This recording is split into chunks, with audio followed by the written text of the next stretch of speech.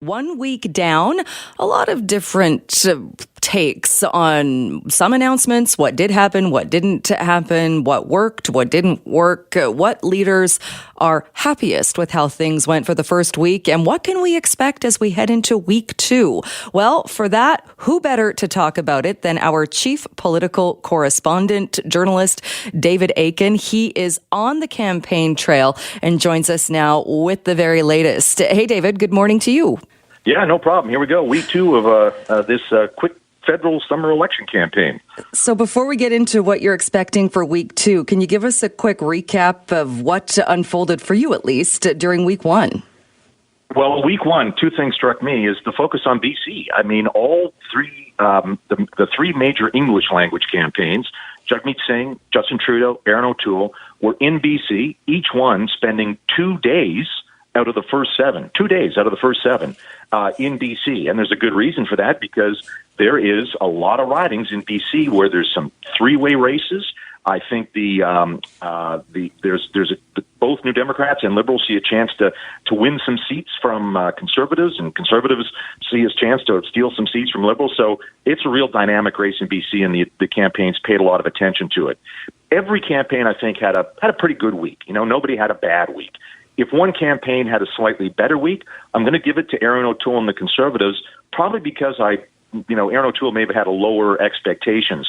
Not a lot. The challenge for the Conservatives, I think, through this campaign will be to introduce Aaron O'Toole to the country. I think Jagmeet Singh and Justin Trudeau are certainly more known quantities. And to the extent that the Conservative campaign effectively presented O'Toole, often through these virtual town halls he's doing from a TV studio that the party built in downtown Ottawa, to the extent that he did that, he came across as, well briefed on the file, pretty affable. So I'll give them a slight nod for week 1. Still a long way to go.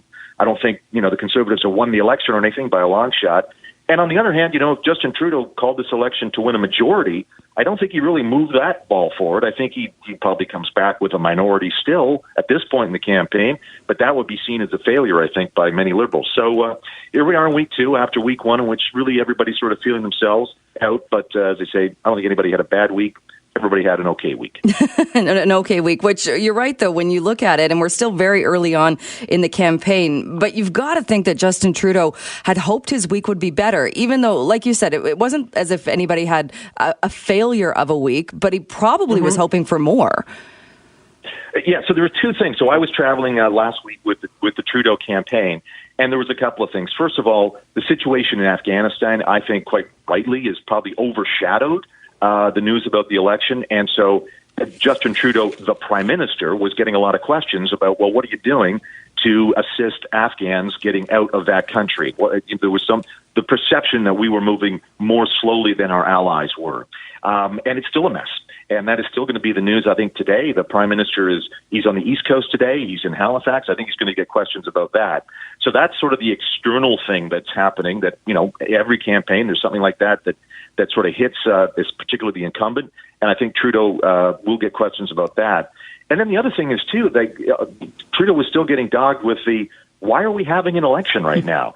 And I don't really think I heard a very credible answer from him. I mean, voters will decide. The best that can be said is, well, why not now? That's exactly what Trudeau said. He seems to think, well, we're transitioning to pandemic recovery from pandemic, so why not let Canadians have a choice? But I didn't hear a lot of new, big new ideas. Some Liberals, in fact, were grumbling there was no big new thing from the Liberals on the campaign trail. And by contrast, and then this goes back to one of the reasons I think O'Toole had a good week, they dropped their platform and they did have some interesting ideas about, for example, housing affordability. And same thing with Jagmeet Singh and the NDP. They were talking about housing affordability. I'm sure we'll see that at some point from the Trudeau gang, but, it was a sort of a bit of a coaster week for Trudeau and the Liberals. What does week 2 look like then for you? Where are you going to be? They never tell us until the night before. They normally speaking, some campaigns will give you at least if they're taking you up to say Iqaluit, they'll tell you to pack a sweater. That's about it. We're not, as far as I know, we're not going there. I think, as I mentioned, the West and BC got a lot of attention last week, so I think the leaders will be focused more on Eastern Canada. As you mentioned, I'm with Jagmeet Singh and the NDP, and I think we're going to focus on. We're in Quebec today. not really a lot of seats. I think the NDP can hope to win here. They've only got one seat, and I think they'll be probably pretty happy if they just hold that. They do see the opportunity to pick up seats in Ontario versus Liberals, and we will be in Ontario for the rest of the week, maybe a stop in Winnipeg. As I mentioned, Justin Trudeau is out on the East Coast. He's in Halifax. He'll drop in St. John's, Newfoundland a little later on today. I think that's pretty safe territory for the Liberals. So, brief stop there, and then they'll start working their way back towards Ottawa. Quebec and BC are the two real battlegrounds for the Liberals in this campaign. If they want their majority back, they have to knock out some Bloc Québécois MPs in Quebec. And as I mentioned, then there's some ground to pick up in BC. Those are the two ridings the Liberals are focused on, and then by definition, that's where other parties also have to think about as well. So we'll see what issues come up this week. I mentioned housing affordability. That's going to be an issue here in Quebec. Climate change is often, and it is again in this election, a top issue for voters here. I know it's a top issue for many BC voters, but I expect Jagmeet Singh and the NDP to be, throwing some bricks at the Liberal record on fighting climate change. But we'll also be talking about how do we adapt to the effects of climate change. We saw that last week in BC when Justin Trudeau was there, talking about money for firefighters, what to do with these wildfires, how are we going to manage that in the future? Because sadly, that may be the new reality going forward. All right. We will be watching closely as the second week gets underway. David Akin, always great to chat with you. Thank you so much. No problem. Have a great morning. Cheers. That is Global News National Chief Political Journalist David Akin. He is with the NDP campaign with leader Jagmeet Singh this week. Well, joining me now is Matt Westfall, Surrey Teachers Association President. Matt, great to have you back on the program. Thank you very much, Jill. What would you like to see, or what would the Surrey Teachers Association like to see as far as safety protocols come the first day of school? What we teachers would like to see are safety protocols that reflect everything that we know about the Delta variant and what happened last year. So that means having mandatory masks for everyone in the school building, whatever their age, subject to medical exceptions. That means improved ventilation for all spaces, particularly ones that don't have a window that opens. And we need to have space, things that will maximize space between people, because we know that is something which will help reduce the spread of the virus, in addition to intensive cleaning. A lot of those are similar to what we heard last year as we were dealing with increased cases of COVID-19. So have any of those things, as far as ventilation or spacing, that kind of thing, have those already been put in place in any cases? Not necessarily. On the ventilation front, there have been discussions between the BCTF and the province and some other partners about improving school ventilation, but it's gone very slowly, especially if you compare with Ontario that bought thousands of portable HEPA filter units for classroom spaces that can't have the best filtration in their HVAC systems. As far as I'm aware, nothing like that has happened here, and the ministry is still gathering information. So that's not going to be in place for the start of the year. Does that concern you, being when we heard that there was money earmarked and more money put into specifically for ventilation? I think a lot of people kind of made the leap that that's what was being done, that there would at least be those air filters brought in, whether they're mobile air filters in classrooms. Does it concern you that it hasn't happened? Very much so. Minister Whiteside promised in the spring that, yes, there would be having portable filters for every space that needed it, but I don't believe every space has been identified. Meanwhile, there's a lot of teachers who simply bought their own because they didn't want to take the chance of waiting to see whether that would actually happen. You mentioned a mask mandate, something the BC Teachers Federation is calling for as well. The health officials in this province, including Dr. Henry, have in the past been reluctant. Do you think that will change given the Delta variant? I really hope so. I certainly don't want to go through a repeat of last year where we start without any rules and then it's months-long fight as cases mount to get better safety measures in. We see no downside to starting the year with a mask mandate everywhere. And then if conditions are good, then that might be relaxed.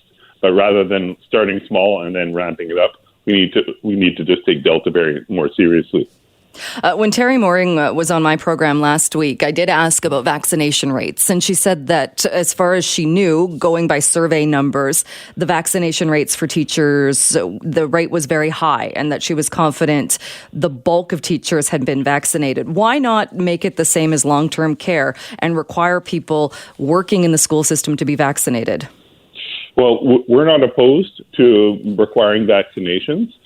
Provided that there's a transparency about how can we accommodate people who can't get vaccinated, and there's measures to protect privacy. But the fact is that we know that even if you're vaccinated, you can still get the Delta variant. You can still pass it on even if you don't get sick. So vaccination alone is not the thing that's going to protect kids in schools, particularly those under 12 who are not eligible to get vaccinated. Right, but there's research or evidence that seems to show as well that even if you do have it, your viral load is not as much and you won't get as sick, which I think is part of the argument for making sure everybody is vaccinated. Well, and we've certainly encouraged everyone who can to get vaccinated. And there was certainly a very heavy uptake in Surrey when we got earlier access to it, given our COVID numbers. So we certainly encourage it, and we're not opposed to it if there were a mandate. So you're not opposed to mandatory vaccinations for teachers? No. Provided that there are safeguards there for privacy and to accommodate people who can't get vaccinated, and a timeline that would make sense for it. I've not heard anything to suggest there's going to be one. Sure. And when you say to accommodate things like, say, if a teacher, for whatever reason, a medical reason or for whatever reason, couldn't get vaccinated, things like, would it be daily testing or COVID testing, that kind of thing, so the teacher would still keep that position and would be able to work around that? Yes. If someone has a medical reason they can't get vaccinated, or in some cases a religious reason, that's something which they have a right to have accommodated. So there would have to be some other measures there, which could be found. And quickly going back to the masks as well, what was the experience like as far as, because one of the pushbacks for bringing in a mask mandate for students is often about younger students, saying that it's difficult to make it so younger students wear a mask properly, that they really get that protection. Was that your finding with that, or do you think that is still an obstacle as far as if there was to be a mask mandate? We don't think it's an obstacle, and teachers I know who work with kindergarten and primary age students don't find it's an obstacle. They find kids are able to adapt to that. They may need some help learning, but they've not really had that sort of problem. So the suggestion that, younger children will fiddle with their mask, as Dr. Henry likes to say, and that's a reason not to do it, we don't think that's a valid concern. And that's what people who work with kids that age every day say. Right. And as far as you know, and I know there was some confusion about this last year as well. I know on the university level, they're saying they don't have autonomy to bring in any of these measures. As far as you know, do schools, high schools or elementary schools, could they go it on their own and bring in these mandates if they wanted to, much like how Bonnie Henry is saying businesses are free to bring in vaccine mandates if they want? That's not the school's understanding. Certainly last year, in discussing with my superintendent in Surrey, he did not believe that he was at liberty to exceed what the public health guidelines were. We think there needs to be a more regionalized approach, because I think Fraser Health is better equipped to say what, for example, what is needed there, or Interior Health right now. So we think that should be the case. But as far as I'm aware, schools have never been given the ability to exceed what the rules are, at least in the public school sector. We've heard about private schools that did have superior measures. Given the timeline, how close we are to the first day of school, and depending on what is announced tomorrow, is there enough time, do you think, if there are big changes to the protocols or things that are coming in, is there enough time to implement those? I fear that there isn't, and it's 2 weeks before the start of school is really not enough time for school districts to make plans, particularly if it involved purchasing things. Like if they were to purchase HEPA filters, it will be a challenge to get enough of them in time for the school year. So it's very unfortunate that, unlike some other places, we've waited so long in BC to announce what the plan is. And just to recap, and I know you mentioned or you said this off the top, but just so we're clear, what specifically would you like to see announced tomorrow? We want to see a mask mandate for everyone, so students, staff, visitors, and parents who's in the school building to be wearing a mask while they're on the school property. We want to see improved ventilation whether that's the best filters, MERV filters, MERV 13, or portable HEPA filters. And we want to see us maximizing the space in schools as much as possible when it comes to gatherings and things like that. Would you also like to see any kind of model where parents could choose if their children are learning some in-house or on-site, some online, or completely online? I think that's going to depend on what the numbers are looking like. I definitely know there's parents saying they would like that, and the PHO said in June that they weren't going to continue with that. That model is difficult for students and for teachers, is to be doing some things at school, some things at home. But if the case numbers get higher, that may be the only way to keep schools open, is to not have all the students in school at any given time. Jill Bennett sitting in for Simi Sarah this week. Well, if you were in downtown Vancouver on Saturday afternoon, you might have noticed some increased congestion with people trying to get in and out of the city. You may have even seen a protest that was taking place. Well, one of the organizers of that protest, it was put on by the group Extinction Rebellion, is Zane Hack, and he joins us on the line now. Zane, thanks so much for being with us. Yeah, thanks. Originally, the group was going to be blocking both the Georgia Viaduct and the Cambie Bridge. The plans changed. Why did the plans change? Well, I mean, the way I see it, Extinction Rebellion is in the business of telling the truth, and we're doing the best we can with the resources we have. So the plan was to block the Cambie Street Bridge and the Georgia Viaduct to put an end to business as usual. But the police ended up forming a blockade as we were walking towards the viaduct, and so we ended up blocking the intersections of Georgia and Cambie. And as a result, we did end up blocking most of the traffic that was going on to the Georgia Viaduct. And why do you do that? What does blocking traffic do to raise awareness or to help the fight and help doing what your group does? Well, we're looking at the past 30 years of failure, and we're starting to think about what we need to do that will actually work. During the past 30 years, we've been having petitions and marches and rallies, and we've had all these NGOs that have been doing really good work, but carbon emissions have gone up 60%.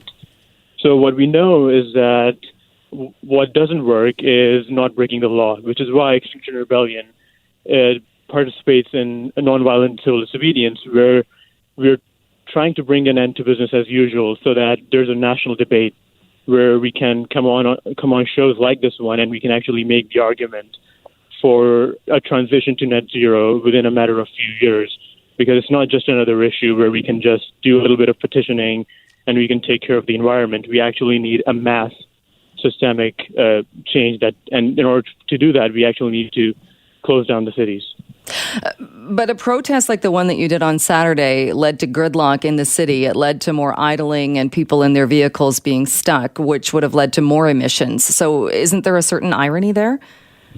Well, it's correct that we did block traffic, but the reason why it's important to block traffic is if you're not blocking traffic in the city, there's not going to be any notice that's going to be taken by the government. When we do block traffic, we're causing emotional disruption, as you know, and that makes people start thinking. And just because traffic is being idled, that doesn't mean that the larger point isn't being made. The Vancouver Police Department said that there were delays for emergency vehicles that were trying to get to emergency calls on Saturday. How do you respond to that? Well, we actually met with the deputy fire chief a few days before the protest. I was in that meeting, and we talked to the fire chief about the issue about emergency vehicles. He said that as long as we can move aside, that's fine, but it's mostly going to be up to the police. And when we talked to the police told us it's going to be up to the fire. So it's not really, during times of like protests and emergencies, people like to hide behind the rules, but the fact of the matter is there was clear communication, and even during the protests, we did see 2 ambulances go by through the blockade, and so there were 80 people there who were witness to this. 2 ambulances went by, but were they delayed at all when they got to the protest? Well, they weren't delayed more than they would be if there were cars on the road. And protesters, including myself, we were really quick to move aside to let the emergency vehicle through. So are you suggesting then that Vancouver police are incorrect when they say or when they claim that emergency vehicles were delayed? Yes, that's correct. It's not true because there were 80 people there who were witness to people moving aside very quickly whenever there was an emergency vehicle going by. When you look at what happened on Saturday, and again, I'm just trying to make the connection. So how does what happened on Saturday, the protest that led to gridlock, that led to, I believe, 4 people being arrested, how does that actually translate into any kind of movement that leads to lower emissions? Well, we need to, again, recognize that whatever we've been doing for the past 30 years hasn't worked. So if people have criticisms of Extinction Rebellion's tactics of blocking roads, they need to come up with viable alternatives, because this is an issue that doesn't just affect us, it affects everyone in a universal manner. So if people have issues, they need to come up with alternatives that they take the lead on. So the reason why causing gridlock was important, and the reason why people are getting arrested, is because people are terrified, right? People are getting arrested because they've recognized that 500 people have died in BC just in this month because of wildfires. And within the next 10 years, we're looking at 2 degrees of global average warming, which means mass starvation, and that means the death of their families. So that's why people are getting arrested, and that's why people are blocking roads, because we're recognizing the idea that we're part of a family in society, and it's our job to wake society up through any nonviolent means necessary when we're dealing with a government that is, quite frankly, facilitating a mass extermination project, which is what it is. But that's kind of my question so why are you targeting people who were out and about running errands, doing whatever it was they were doing on a Saturday, and then suddenly found themselves in gridlock, unable to move? They're not the policymakers. Why aren't you targeting, when you talk about wildfires, why aren't you targeting government for poor forest management? Why aren't you targeting government that hasn't followed through with promises on reducing emissions? It's not, the person out driving or the person that was out on Saturday isn't the policymaker. Well, again, we're not looking at a situation where we can deal with this by doing bad things to bad people. We need to have a national debate. And the way in which you have a national debate is through mass disruption. We're not going to have an elitist thing where we tell people how we transition and we go directly to the government. We're simply trying to raise a national debate. We're not really in a popularity contest. We're not trying to win an election. And our job is to raise awareness and to cause disruption and to provoke a national debate, which I think we're successful in doing so far. Are you not concerned, though, that I get what you're saying, that you're not in a popularity contest, and that's good, because I think people that got caught up in that on Saturday and that have got caught up in other protests get angry? That's correct. And we know that during the peak of the civil rights movement, Martin Luther King had a disapproval rating of 80%. So we know that if you're going to cause disruption in society, because society is in a moral crisis, we will be hated by most of society, and that's fine. And that's necessarily what's needed in order to provoke a national debate. And it's just based on historical evidence of civil disobedience, where during the civil rights movement, people were sitting down on the roads, and they were shutting down major roadways because society, it was said, was in a moral crisis where people were not rising up against this system of apartheid.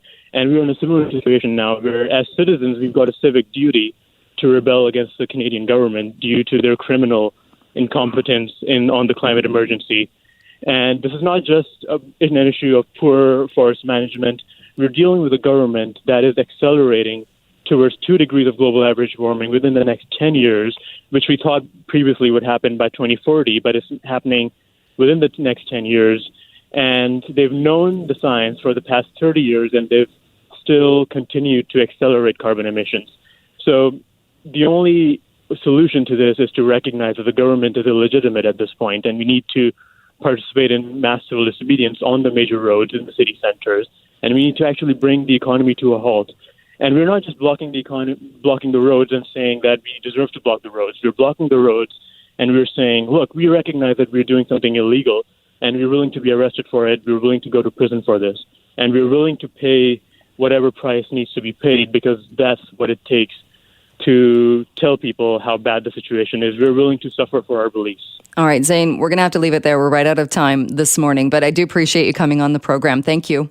All right, we have been hearing a lot about labor shortages. You've probably seen help wanted signs when you've been out and about. We've also heard about people leaving their jobs, changing careers during the pandemic. Our show contributor, Raji Sohal, back with us now for more on this. Hey, Raji.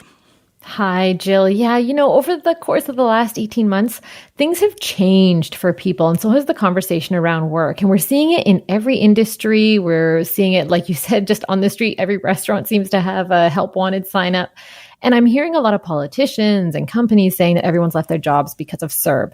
But I'm also hearing something else. And so that's what I wanted to talk about. Over in the States, apparently 4 million people left their jobs in April alone. The numbers aren't that high here, but still they're high. And something else is going on. Like I said, people left their work and they did so because the world changed in the last 2 years. Culture changed as a result. And maybe not for boomers, I think, as much as like the younger generations, millennials and Gen Zs. But a lot of them woke up to social justice issues like Black Lives Matters and reconciliation we've been dealing with in the last several months, especially. Well, I talked to a bunch of people, including someone who left a well-paying management job at the height of BLM. And he was frustrated that the company he worked for wasn't making meaningful change that they said they wanted to. So he left, he found another job, and the way he looks at work has shifted. What I'm looking for in work going forward is, working on things that matter and contribute to the world in a grander way. Being really purpose-driven and mission-driven in what I'm doing is just really important so that I feel like I'm contributing in some meaningful way. I think working from home also highlighted some of what some people were experiencing as, like toxic workplaces too, toxic work culture. I know some people who are listening are going, my work's great. I miss my workplace. I wish I could be there in person. That's excellent. And I am so glad to hear that. But it hasn't been the case for everyone, for a lot of people. And the woman up next here, she left one marketing job for another. Her employer was actually forcing her and other staff to be on site immediately after that lockdown that we went through. And she didn't feel safe. She's in a similar position now work-wise, but working from home. And it's actually made her realize some things. Like a lot of people, priorities switched. And, going into the office was the biggest thing of the day. It was the biggest activity of a day. And not going into the office every single day kind of, I think, something mentally switched in a lot of people, myself included, about what's really important. Family, home life, it's all becoming so much more important than the office and everything that goes with the office. Not just in a physical sense, but in, an emotional and mental sense.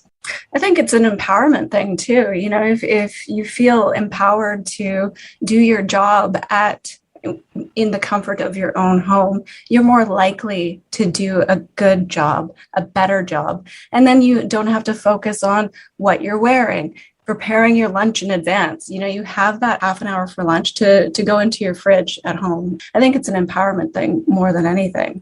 And it's trusting employees. And I think that's definitely changed in our generation versus our parent generation or older generations for sure. Yeah, Jill, I heard that sentiment echoed a lot from Gen Zs and millennials that I was talking to, just that things have changed and it's time for the culture around work to shift. Another manager told me that she didn't want to return to her job when asked to come in person. That's why she sought more work out. So she actually found herself a promotion from her position to another place, and she just wanted to work from home, basically. Well, there have been so many benefits working from home, starting with, just having better sleep, because I'm not waking up earlier, factoring in the commute time. I'm easier on the environment. I like the fact that I'm not driving as much these days. I'm more present for my kids because I'm able to drop them off at school. I know what's going on in their lives. I know what's going on in their school. And all of that has meant that I'm more focused and productive in my work because I'm not taking that stress with me to a workplace. I'm more focused. I'm able to concentrate better. No one else is at home, and I don't have to worry about the interruptions of social chatter. And I think that, when I take care of all these personal needs, I just show up better in the workplace. Yeah, I think that again is very common sentiment amongst a lot of the younger generations in terms of what I'm hearing, Jill, for why they have left work and are seeking new work in a work environment that respects them and their needs. I also saw that a lot of people felt that the pandemic changed the relationship between the employer and the worker. It is interesting when you hear people say that, and that it took a pandemic to get people to really think about that and take it seriously. Because I don't know about you, but I've always been of the mind, if you're constantly complaining about your job, if you're not happy, if you're stressed out, there's generally always going to be a way you can change it. It might not be immediate. It might not be overnight. But rather than stay in a place or in a position that makes you so unhappy, I've often wondered when I've seen people like that, why don't you do something to change it? And it sounds like more people are. Yeah, Jill, I was the opposite. I think it's because I'm the child of immigrants. I have just always felt like pull yourself up by your bootstraps. If you are being harassed at work, even if it's by your boss, just, suck it up. That's been my personal attitude. And the pandemic really changed how I saw a lot of things about work.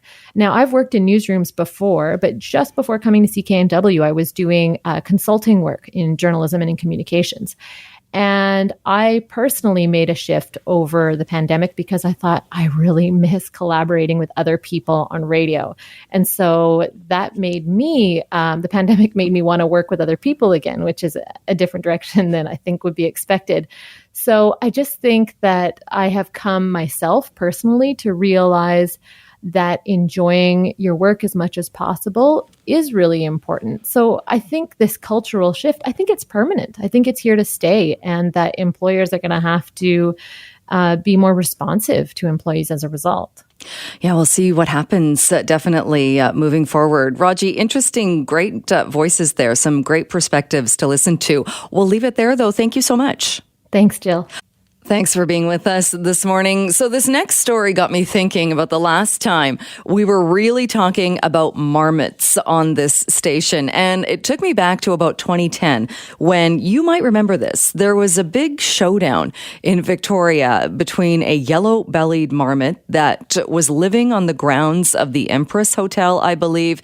And the concerns coming from the Environment Ministry were that this was a type of marmot that really wasn't native to Vancouver Island, and it could pose a threat to the Vancouver Island marmot population. Well, that was about 11 years ago. Today, we have a much happier story, and this has to do with researchers having discovered a secret colony of the highly endangered marmots on Vancouver Island. So joining us to talk a bit more about that is Adam Taylor, Executive Director of the Vancouver Island Marmot Recovery Foundation. Good morning to you. Good morning, Jill. What is happening then with the marmots on Vancouver Island? Well, we've had some incredibly good news this year. We found actually 3 new colonies of Vancouver Island marmots, which was completely unexpected. This is a species that is still critically endangered. There's only about 200 of them in the wild, and we have been working incredibly hard over the past 20 years to reestablish colonies. And so this year, we've found a few colonies where the marmots have actually dispersed naturally, found appropriate habitat, and managed to set up shop and thrive there. And this, for me, this is just incredible news and something that we've been waiting to see for so long. At what point, or I know at a certain point, the number was extremely small. How low did the population get? So if we go back to 2003, that year we were only able to find 26 Vancouver Island marmots in the wild. We may have missed a couple, but our guess is the population was less than 30 at that point. So, 200 isn't a lot, but certainly it's a huge improvement over where we began with the project. And what caused the demise of the population, do you think?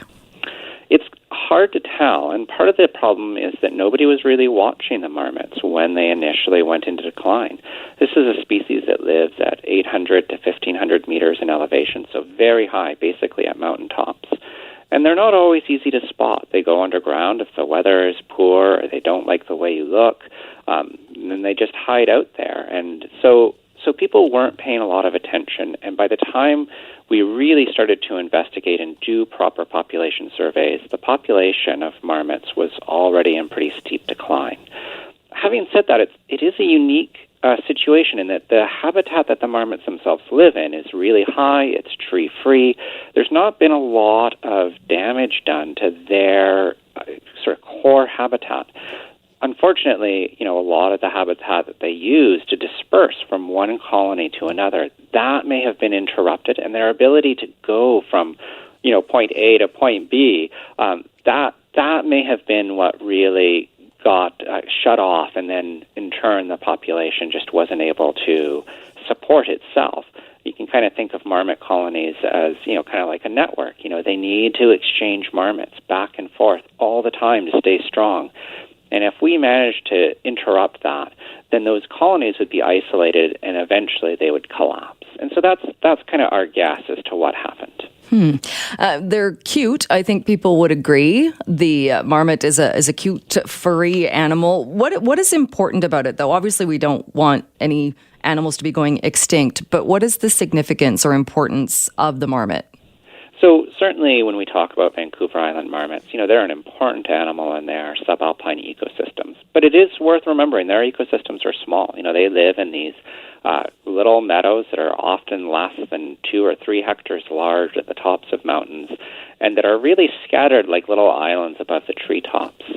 So in essence, sometimes people ask us, well, what would happen if we lost the marmot? And we have functionally lost the marmot, right? Like there's only 200 of them out there. They're not really playing that role. So I encourage people to think from an ecological perspective, how would those ecosystems thrive if there were more marmots there? And we know that marmots turn over soil and provide nutrients to plants. We know that the burrows and hibernacula that they dig are used by many other species of animals, including amphibians and reptiles and pollinators in those meadows. These are harsh ecosystems where there is snow on the ground for, 10 months of the year, or sometimes more. And so those holes that they dig, then they're the only animal that does that in those high elevation ecosystems. Those are refuge for other species as well to escape really harsh, really changeable weather. But the other reason, I think, for recovering the marmot is to prove that we can do it. Whether we like it or not, we are coming into a period of our global history where biodiversity is suffering tremendously. And we are, on the verge of losing many species on this planet. We need to demonstrate that it's possible to bring back even our rarest species. And the Vancouver Island marmot, this is certainly my hope for this species, is that we can show that it is possible to recover a species that was literally on the absolute brink of extinction. It is possible to get that species back to a healthy population, and that will provide justification for us to invest in so many of our other endangered species, both here and abroad. So with the discovery of this population, then, does that give you hope that perhaps there might be more colonies that have yet to be discovered? It certainly does. I think that this year it's been a new experience for us finding undocumented colonies. That's not something that we're used to. I cross my fingers and hope that there's others out there. And we're a very, very small team. We only have about 8 staff. And there's a lot of mountains on Vancouver Island. So if you're out and you're hiking and you see a marmot, please tell us. And I really hope that there's a few other colonies that the marmots have managed to sneak off and establish while we weren't looking. And nothing would thrill me more than to find out about them. Interesting when you said that, too, if people see them. Do people report them to you, or is it widely known that you want people to report them? Well, I hope that it is becoming more widely known. We do certainly get people who report marmots, and a couple of these colonies weren't found by us. So they were actually found by hikers who told us, and then we were able to go out and look for them. So if you see a marmot, you can go to our website, marmots.org, and there's a form you can fill out and submit pictures so that we can follow up on that. But yeah, the more hikers that know that if they see a marmot, they should tell us, the better. All right. Some good news when it comes to the marmot population on Vancouver Island. Adam, we'll leave it there for today, but thanks so much for your time. Thanks for having me.